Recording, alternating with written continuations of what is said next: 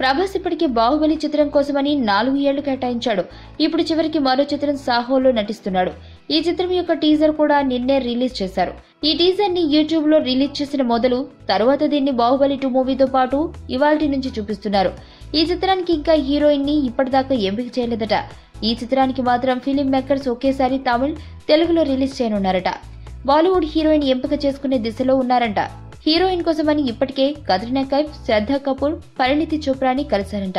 వాళ్ళు చేయడానికి ఒప్పుకున్నారంట.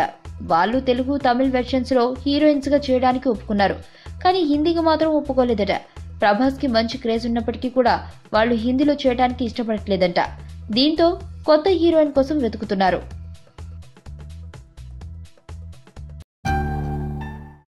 నా పేరు ధనుష్ రిషి. అందరూ ముద్దుగా దరి దరి అని పిలుస్తుంటారు.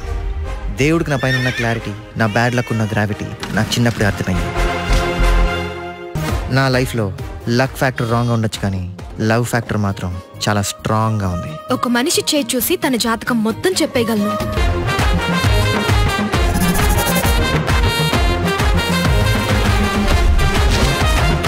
Coming soon.